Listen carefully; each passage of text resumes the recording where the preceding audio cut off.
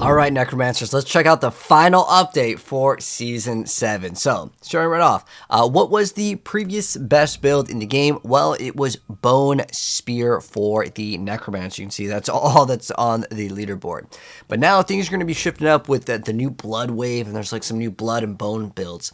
So starting right off with skills, we got the Blight getting the Essence cost reduced by 5. Next up with Enhanced Blight, we get to have the Blight's radius increased like it previously had, but now directly hitting an elite with it doubles the damage of its defile area. So basically, it's going to hit everything now. And then with Paranormal Blight, it used to chill enemies. Now it's going to have a 25% chance to instantly freeze on impact for 3 seconds, and its defiled area also chills enemies for 15% every second. So, well, expect a lot more freezes with it. Bone Spear, they increased the base damage by 15%. And then now with Supernatural Bone Spear, so before it would make the first enemy a hit vulnerable, now it makes it deal 40% more overpowered damage and restores 5% of maximum life after overpowering. So if you consistently overpower, there is like a new thing where it drains 10% of your HP when you use it. So with this, you're going to be able to maybe survive a little bit better with that like big downside of that thing. Next up, though, with that was Supernatural. Now we have Paranormal. So the previous one had 5% increased crit strike chance, and then now if we check out the newer update, it still has that. And then if Bone Spear's primary projectile critically strikes, it fires 2 additional bone shards upon being destroyed. Now you still get those 2 bone shards, but you gain 10% maximum essence for 5 seconds, and that's a pretty big thing because you can usually deal more damage based on your essence, so it's going to be a nice addition for that build. And then we have Enhanced Sever. So previously the Sever damages enemies along its path for 75% of its damage. Now it deals 10% more damage, and then it slows enemies by 40% for 3 seconds, so now they're affected by a crowd control. Then with Paranormal Sever, every third cast makes enemies vulnerable. Now it's going to put fear in enemies. So it's going to fear and make them vulnerable. So you get like free fear. And then with Supernatural, we still get the extra damage per minion that we have. So that's staying the same. And then it also spawns a corpse at its endpoint. So you can get a free corpse. Overall, just nice buffs. And then with Soul Rift, which is the brand new thing that we got in the previous season, which was the ultimate. So new functionality. While soul draining from a boss, Soul Rift will now additionally also drain up to 2 other enemies at the same time. Oh, that means if the boss is spawning some small stuff, it doesn't really like kind of mess it up, I guess. That's cool. And then every 30 souls consumed refills 1 of your healing potions with the lifeblood of your tortured victims. So you get extra potions. Hey, I'm not going to complain. Is that an insane buff? No. But like this thing over here, this is just straight up double buffs over there. But yeah, you do have to get this to rank 5, but if you're playing a Soul Rift build, obviously you're going to max the heck out of that thing. Then with Supreme Soul Rift, our maximum stacks get increased to 100, and the damage bonus reduction gets reduced from 1 to 0.5 per soul absorbed. But remember, you're getting like way more stacks, so overall you're still getting a benefit. And the maximum damage bonus gets increased from 30 to 75. And then with Prime Soul Rift, so enemies affected with their souls ripped out become vulnerable, and damaging enemies affected by Soul Rift has a chance for their souls to be ripped out and absorbed. And then now it extracts twice these souls from enemies and applies vulnerable to them for 3 seconds, so it's basically an extra second. Then after it ends, all surrounding enemies are feared and slowed, so you get a little bonus at the very end over there. Then we have Blood Mist. The baseline damage got increased, so maybe we can use it for some DPS. Ghastly Blood Mist. So previously you used to spawn up a corpse. I remember where there was like the infinite, it was called like Infinimist build, where you just sit there and you just pop corpses. That was a really cool build. But now it's a mobility skill and grants 30% movement speed, spawning a corpse every second, and it applies vulnerable to enemies for 5 seconds as it passes through. So maybe consider this something to actually run. You still get the corpse every second, so it just gives you vulnerability and increased movement speed. I've been wanting Necromancer to get a mobility skill, and I guess this is just going to be our new little mobility skill. Now, are you going to be able to Infinimist it? I don't know. You get a lot more cooldown reduction nowadays in Diablo, especially with the greater affix on like the Harlequin with the masterworking and all that stuff. So, I mean, if you can get it, this could be something to consider, because maybe you go super fast and just pop everything. I like that idea. Anyways, Dreadful Blood Mist. Previously, you used to gain 10% crit after Blood Mist ends. Now you gain an extra 5 and crit strike damage after it ends. So, nice little bonus. And then with Bone Prism, the cooldown reduction got reduced, and it's going to be heavily used in the brand new build. Then with enhance Bone Prism with the previous one, making it so enemies within Bone Prison when cast are made vulnerable. Next, with the new bonus, enemies are going to be made vulnerable, and they also now take 15% increased damage. So cooldown reduction and increased damage with that. And then with Dreadful, we have max cooldown reduction getting increased from 3 to 5. I believe that's like the amount of enemies that you hit or something like that with the skill. So another nice cooldown reduction. And then with Ghastly Bone Prism, if the enemy is trapped by Bone Prism, you gain Essence plus 5 per enemy trapped. Now casting it grants you that Essence immediately, and then trapping a boss generates another 25. Oh, that's really awesome. It just refunds it like instantly versus having to like make sure you try to target lots of enemies. So if there's only one, you still get a nice bonus. Army of the Dead, we get an extra increase here, and the new functionality with the Volatile Skeleton's Explosions now stuns the enemies.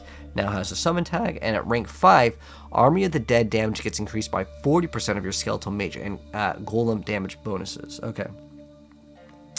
So I'm not sure if it was, I think, was it just like 25% before? And then now, okay, so I think this is on the PTR, they changed it. So it did get nerfed, but remember, they're having the summon tag, so as far as I'm aware of, this is probably a massive boost overall. It's probably still a buff, so don't look at this too much as like a big nerf, because when you gain the summon tag, you're going to gain all those other bonuses from your build, assuming that it worked properly like that. That's what I'm thinking it does.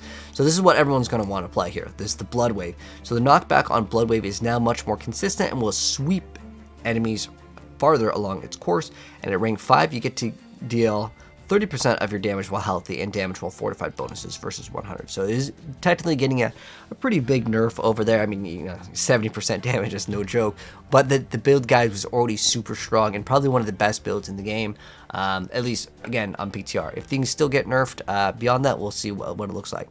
With Bone Storm at rank 5, we get to increase its damage by 30% of your crit strike damage bonus, so that's getting a nerf.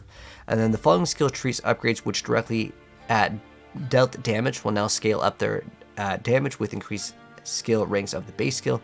So Blighted Corpse Explosion and Enhanced Decompose.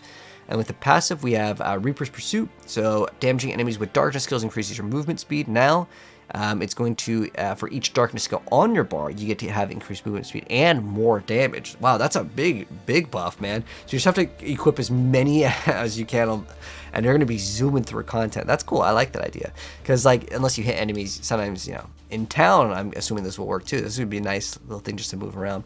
Then with Amplified Damage, you used to do a 4% increased damage to Curse. So you still have that. Now it's Cursed and Fear, and the bonuses can stack. So cool. And then with Hellbent Commander, which is the thing that everyone wants to get on their amulet, it is when you control at least 7 minions, your minions will deal 10% increased damage. Now,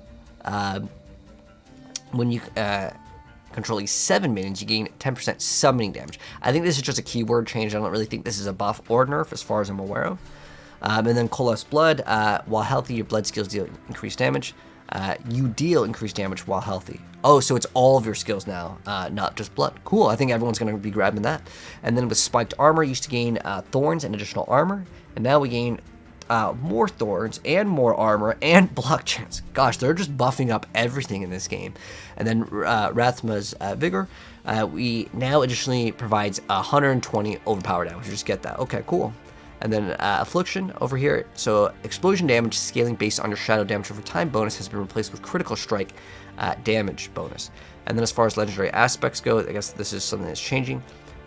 With Tidal, now, so the previous one had 2 additional waves which would deal a set amount of normal damage. Basically, this is getting doubled here.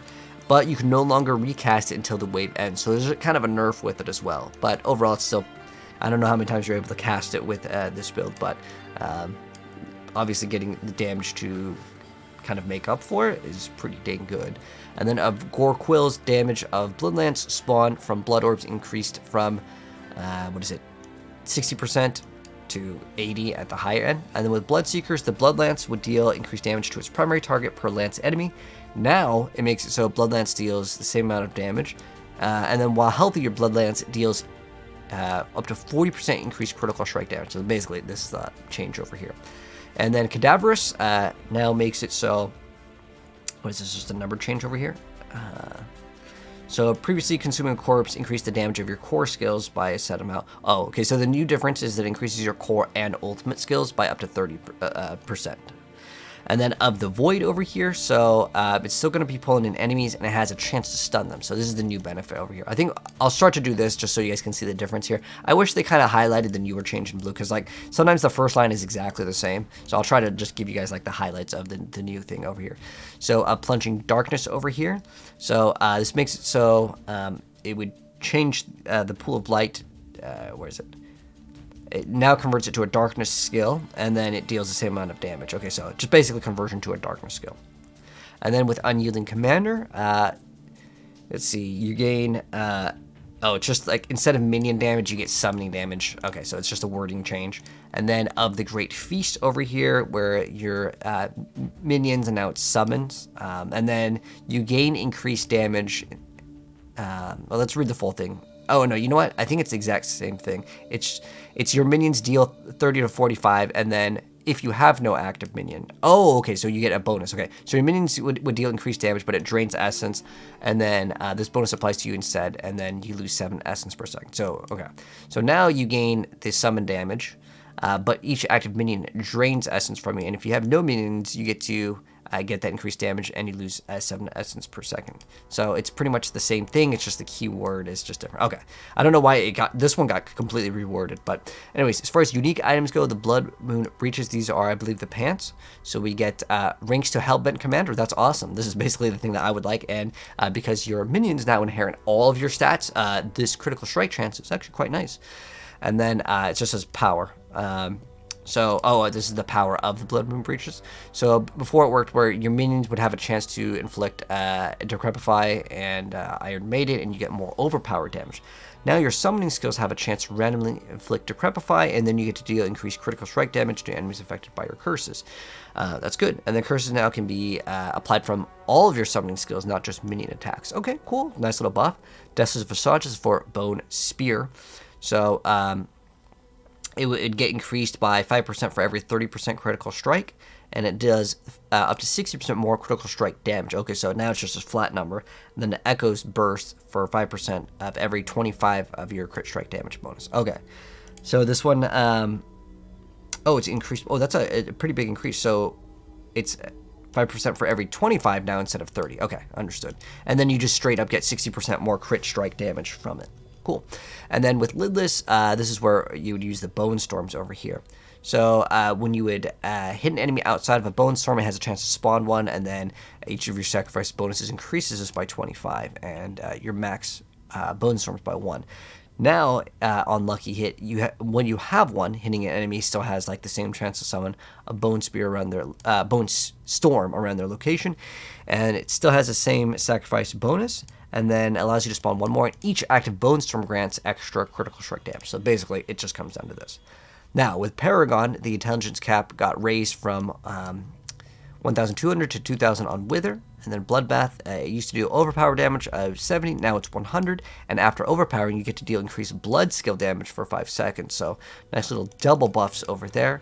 And then with tempering the Profane Cage, the defensive tempering recipe removed ranks of spiked armor. Alright, so let me know, guys, if you guys plan to play Necromancer, what build you plan to play. Like I said before, the best build in the entire game was Bone Spirit. Now, I mean, we're still getting some stuff to Bone Spirit. We're getting like more abilities to increase our spirit, but I still think that the Blood Wave is going to be probably number 1, and then maybe there might be a sort of build with minions that can emerge as we're getting all of like the bonuses kind of applied, but we'll have to wait and see. But if you plan to play Necromancer, let me know what build that you actually plan to start out with. But thanks for tuning in. If you guys enjoyed it, drop a like, sub if you're new, and I'll see you guys in the next video. Peace out.